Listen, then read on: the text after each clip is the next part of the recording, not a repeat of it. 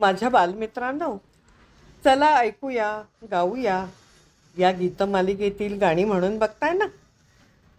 आज मी तुम्हाला जे गाणं ऐकवणार आहे ना, त्याची चाल ऐकली की तुम्हाला एका लोकप्रिय नर्सरी राईमची आठवण येईल.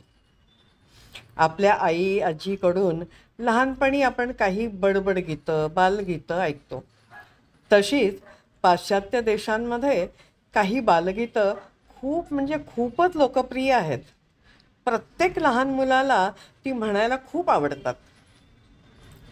इटली देशामध्ये 19व्या शतकात मारिया मॉन्टेसॉरी नावाचे डॉक्टर आणि शिक्षण तज्ज्ञ होऊन गेल्या. त्यांनी लहान मुलांना आवडेल अशी शिक्षण पद्धती तयार केली. छोट्या छोट्या मुलांना हसत खेळत सहजपणे शिकवायचं.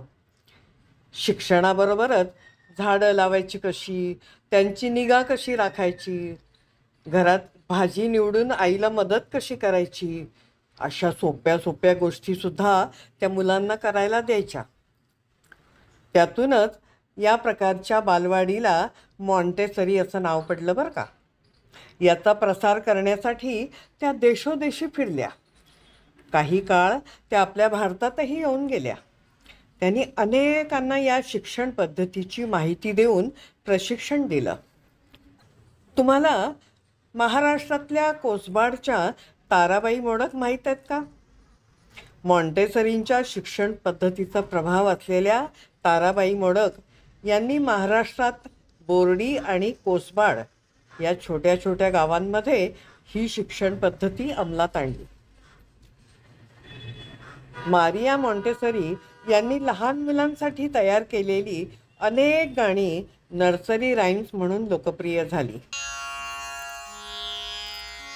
सा सा प प ध ध प म म ग ग रे रे सा प प म म ग ग रे प प म म ग ग रे सा सा प प ध ध प.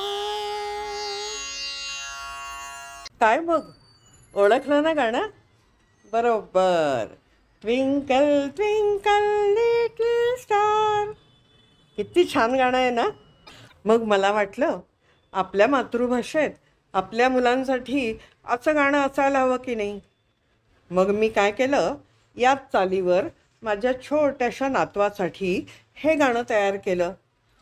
चला तर मग ऐकूया आणि गाऊया.